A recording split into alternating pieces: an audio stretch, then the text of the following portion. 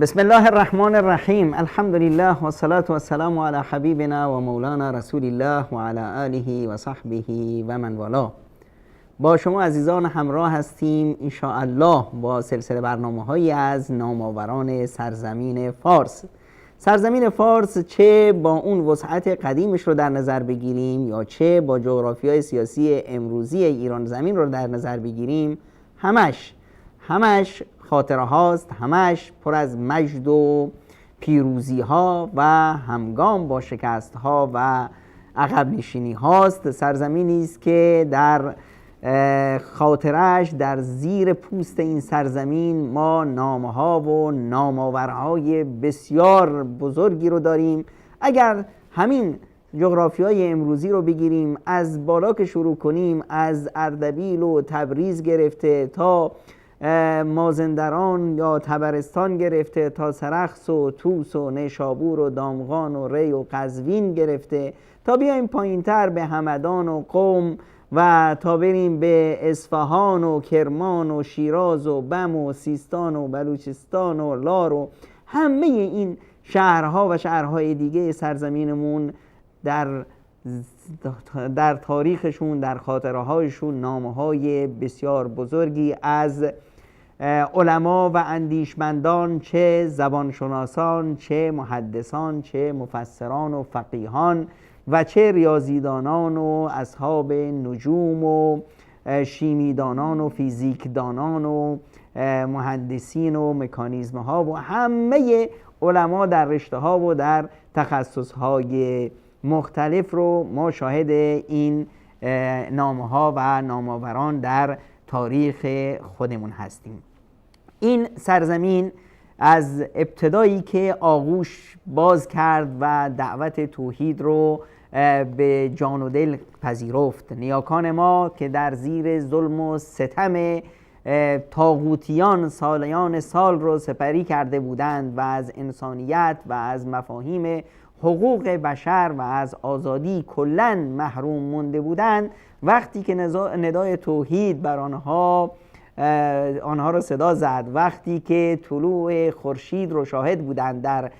سرزمینشون، با آغوش باز این ندایی که به اونها میگفت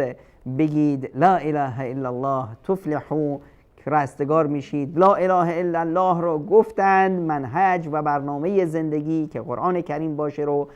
به آغوش گرفتند و اولین ندای قرآن که ندای اقرأ بود و ندای نون و القلم بود رو پذیرفتند، آموختند، با جان و دل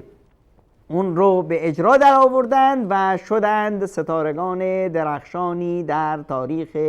بشریت، انسانهایی که تا به روز قیامت نامه‌هایشان در تاریخ بشریت و در مکتبه ها و کتابخانه های پرباری که ما شاهد اون هستیم در تاریخمون، نامهای این عزیزان می درخشه. هرگز تاریخ نخواهد توانست نامه‌هایی چون بخاری ها، مسلم های نیشابوری ها، ترمذی ها، ابو حنیفه ها و اصفهانی ها و دیگر از علمای سرزمین ما رو فراموش کنه. کسانی که بر تاریخ وجهه و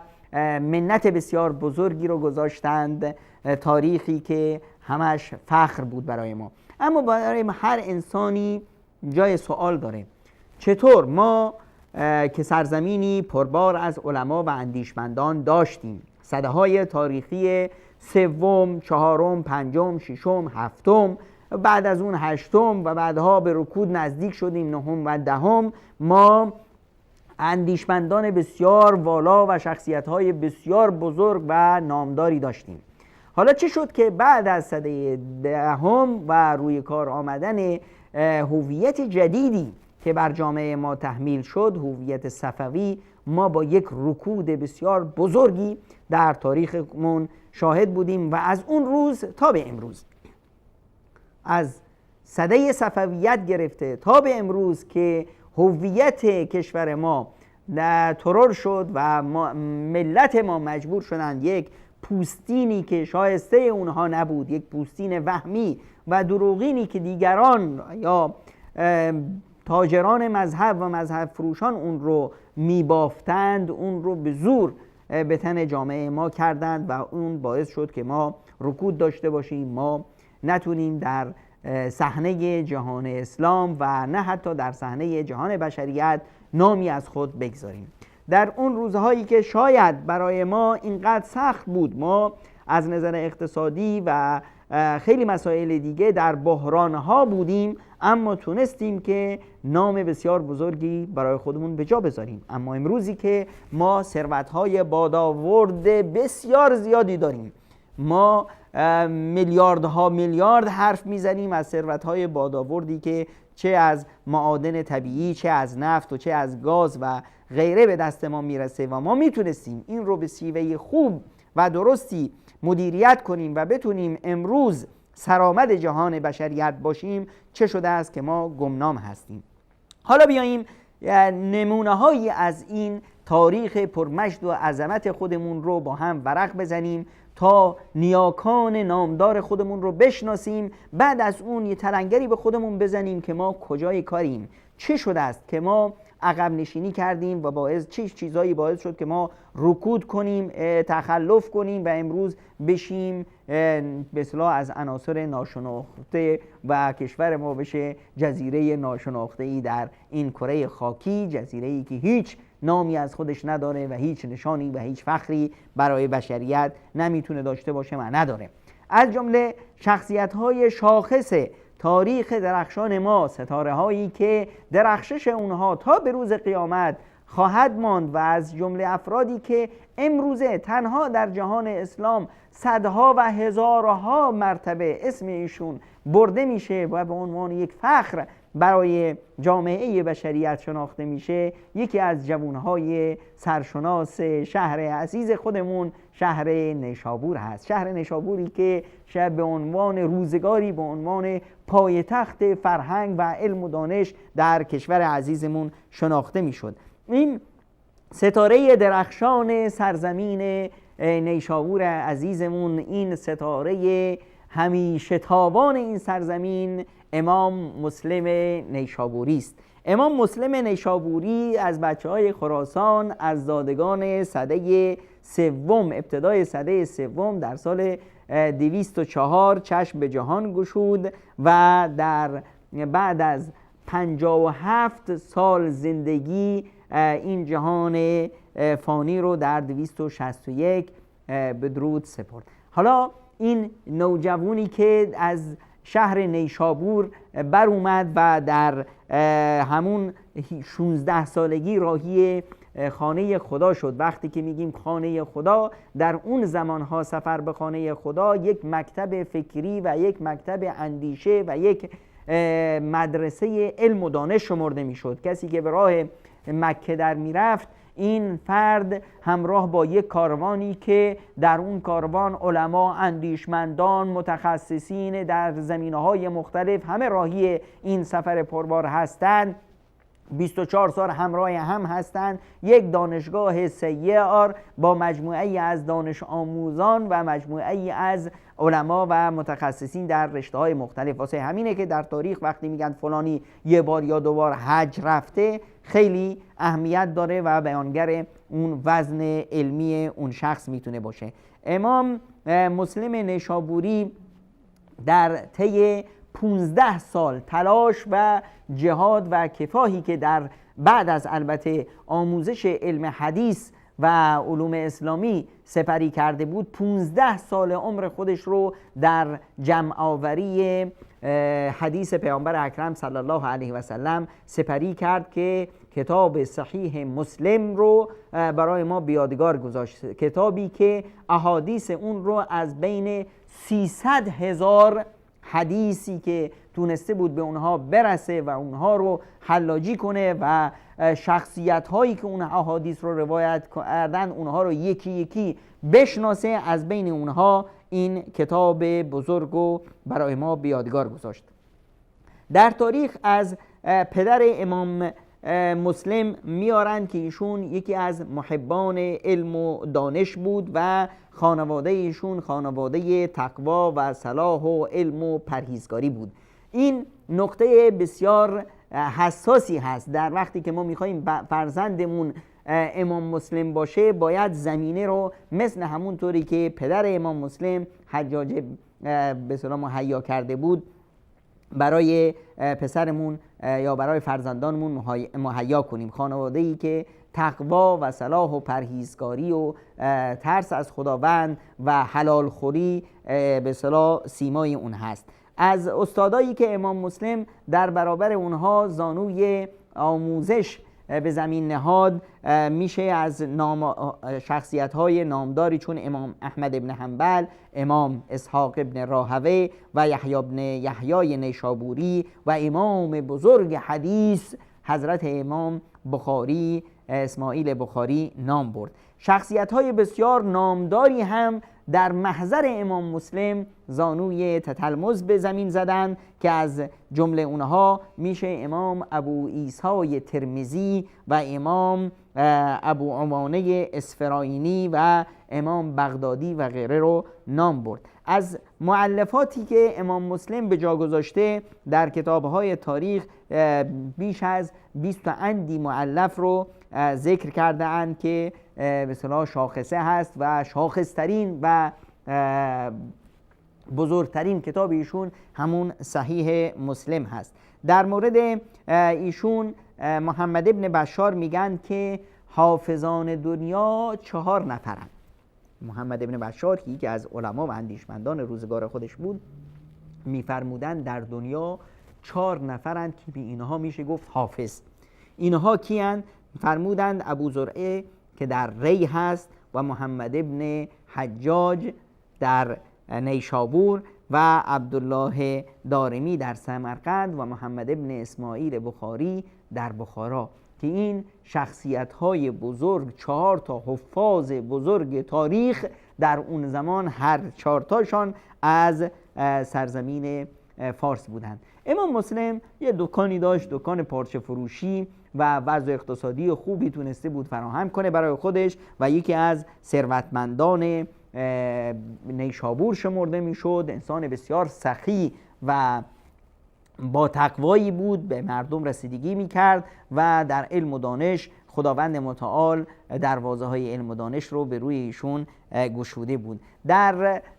زندگی ایشون میارند که روزی کسی از ایشون یک حدیثی پرسید که ایشون نشنیده بودن. برای ایشون خیلی سخت بود که حدیثی از پیامبر اکرم صلی الله علیه و سلم باشه و امام مسلم نشنیده باشند. این بود که رفت داخل کتابخونه‌اش و گفت که لطفاً به خانواده‌اش گفت کسی وارد کتابخونه نشه که من امروز یک بحث بسیار مهمی دارم. خانواده گفتند که یک سبد خرمایی به ما هدیه شده، کسی یک هدیه آورده سبد خرما. گفتند که خب این خرما رو بیارید داخل، در رو ببندید، مزاحم من نشید. و شروع کردن به بحث و تلاش در کتابخانه بزرگی که داشتن. شروع کردن کتاب از اینجا بگیر، کتاب از اونجا بگیر، مطالعه بکن. در عین حال همین سبد خرما رو کنار خودشون گذاشته بودن و تا صبح این سبد رو کامل خوردند. و امام حاکم میگه که بعضی از انسانهایی که میشه رو حرفشون حساب کرد میگفتند که امام مسلم به سبب خوردن زیاد به اصطلاح خرما وفات کردند. امام مسلم این کتاب بزرگی که گذاشتن، کتاب صحیح مسلم جامع فی احادیث النبی صلی الله علیه و سلم، که در اون سعی کردند تنها و تنها اون احادیثی که 100% روشون اعتماد هست که صحیح هستند اونها رو بیارن. هر حدیثی که مثلا بگن که در رتبه احادیث ضعیف هست یا روش یک علامت استفهامی میتونه باشه، هرگز امام مسلم در کتابشون اون رو ذکر نکردن. امام مسلم هدف از نوشتن این کتاب چی بود؟ میگن که کسی از ایشون سوالی پرسید، شاگردی سوالی پرسید که ما وقتی بخوایم که احادیث صحیح پیامبر اکرم صلی الله علیه و سلم رو داشته باشیم و در به اصطلاح احادیث رو یک جا داشته باشیم، اون هم با ابواب فقهی که ما بدونیم که مثلا در باب نماز، در باب حج، در باب ایمان، در باب تفسیر، در باب فلان، ما کجا این احادیث رو یک جا داشته باشیم؟ آیا همچین کتابی در دسترس هست؟ وقتی امام مسلم نگاه کردن دیدن که باید یک کتابی با این شیوه به اصطلاح ترتیب بدن و جمع آوری کنند. و خودشون هم براشون خیلی دردناک بود که وقتی احیانا در مجالس علمی می نشستند یا در روی خطبه جایی خطیبی رو می دیدن که به برخی از احادیثی استشهاد میکنه و ذکر میکنه در لابلای کلامشون که اینها ثابت نیست که از پیامبر اکرم صلی الله علیه و سلم اومده باشه که احادیث من درآوردی. اونا اینجا احساس مسئولیت کرد که من باید یک کتابی این چنین که صحیح 100% باشه رو باید برای جامعه تقدیم کنم. این بود که صحیح مسلم رو در 54 کتاب نوشت. 54 کتاب که میگیم یعنی در 54 فصل که مثلا عبادات، معاملات، اخلاق، سیرت، فضائل، زهد و رقایق، بهشت و جهنم، تفسیر، به این صورت موضوع بندی کرد کتابش رو تا برای اهل علم و دانش آموزان رسیدن به احادیثش آسون باشه. در این کتاب امام مسلم 3033 حدیث را در این کتاب ذکر کرده، احادیث بدون تکرار مسانید اونها. وقتی احادیث با تکرار سند رو ببینیم در صحیح مسلم ما 7479 حدیث رو داریم که بعدها اهل علم اومدن درباره کتاب مسلم و کتاب امام بخاری بحث ها نوشتن. برخی اومدن احادیثی که هم در صحیح مسلم هست هم در صحیح بخاری هست اونها رو در یک جا جمع کردن، در جمع بین صحیحین کردن. برخی اومدن تنها کتاب‌هایی که مثلا کتاب صحیح بخاری و مسلم و صحاح دیگر که احادیث صحیح رو جمع آوری کرده بودند، همه اینها رو در یک جا به عنوان جامع الاصول یا عمدة الاحکام و با نامه‌های دیگر به اصطلاح جمع کردند. در مصطلح احادیث وقتی که شما میشنوید که یکی از علما حدیثی رو نقل میکنه و بعد از اون میگه متفق علیه یا میفرمایند که رواه الشیخان، وقتی میگن شیخان یعنی شیخان علم حدیث، دو تا شیخی که بالاتر از اونها نیست و اونها امام بخاری و امام مسلم که هر دوتاشون از سرزمین خودمون باشن هستند. و وقتی هم میگیم که متفقون علیه یعنی اینی که هم این کتاب این حدیث در صحیح مسلم اومده و هم در صحیح بخاری و هیچ کسی حق نداره روی این بحثی بکنه، چون که علما و اندیشمندان در طی سده‌های مختلف روی این کتاب‌ها کار کردند و این احادیث مورد تأیید جمهور علمای اسلام هست. دیگه الان من به اصطلاح چه بحثی دارم وقتی میشنم صحیح بخاری هم و صحیح مسلم هم این حدیث رو نقل کرده و این حدیث متفق علیه هست یا به روایت شیخان هست، اون رو روی چشمم میذارم و قبولش میکنم. علما و اندیشمندان بزرگ جهان در توصیف کتاب مسلم گفته ها دارند که از جمله این سخنان مثلا امام ابن صلاح رو در مورد امام مسلم یا کتاب صحیح مسلم میفرمایند هذا الكتاب ثاني كتاب صنف في صحیح الحديث، این دومین کتابی هست که در حدیث صحیح نوشته شده و بعد از صحیح امام بخاری هیچ کتاب صحیحی به این صحت نیست. ثم لم یلحقهما لاحق، بعد از صحیح بخاری و صحیح مسلم هیچ کتاب دیگه‌ای در این قدرت و به اصطلاح صحتی که این دوتا کتاب هستند نیست. امام ابو علی حسین نیشابوری میگه که ما تحت ادیم السماء اصح من کتاب مسلم ابن الحجاج فی علم الحدیث، در زیر سقف آسمون کتاب حدیثی به صحت کتاب امام مسلم وجود نداره. همچنین که امام ابن صلاح در جای دیگه میگه که جمیع ما حکم مسلم بصحته فی هذا الكتاب فهو مقطوع بصحته، هر حدیثی که امام مسلم در کتابش آورده و گفته که این حدیث صحیحه، در اون هیچ جای بحثی نیست، اون حتما 100% حدیث صحیحی هست. امام نووی بعدها اومد کتاب امام مسلم رو شرحش کرد و در مورد ایشون میگن که امام مسلم انه امام لا یلحقه من بعد عصره، هیچ کسی دیگه نمیتونه به گرد پای امام مسلم برسه، انسانی که این همه تلاش و زحمت کشید و تونست همچین کتابی رو برای ما بیادگار میذاره. همه علما بر این اتفاق دارند که بعد از قرآن کریم صحیح ترین مصدر و منبع علمی برای آموزش دین کتاب صحیح مسلم و صحیح بخاری هستند. امام ابن تیمیه در مورد کتاب صحیح بخاری و صحیح مسلم می‌فرمایند که این دوتا کتاب صحیح ترین کتاب‌هایی هستند بعد از قرآن کریم در زیر سقف آسمون. و به اصطلاح همه علما در این که به اصطلاح کتاب صحیح مسلم و صحیح بخاری مهمترین کتاب‌هایی هستند که برای دین رو میشه از اونها گرفت اتفاق نظر دارند. پس امام مسلم یکی از شاخصترین و عظیمترین شخصیت‌هایی است که تاریخ ما اون رو به چشم و دل قبول کرده و سرزمین ما اون رو با افتخار به جامعه بشریت داده. حالا این شخصی که این همه زحمت و همت رو به خرج داد و از سرزمین نیشابور ما بود، جا داره که ما یک وارسی کنیم به هویت خودمون تا دریابیم که هویت ما کی بود، نیاکان ما که تونستند دنیا رو آبیاری کنند با علم و اندیشه خودشون چه کسانی بودند، به اونها باید افتخار کنیم، برگردیم اونها رو بشناسیم، کتاب‌های اونها رو مطالعه بکنیم تا بتونیم ما هم در آینده شخصیت‌هایی مثل اونها باشیم و بتونیم هویت اصلی خودمون رو کسب کنیم و برگردیم بشیم خودمون.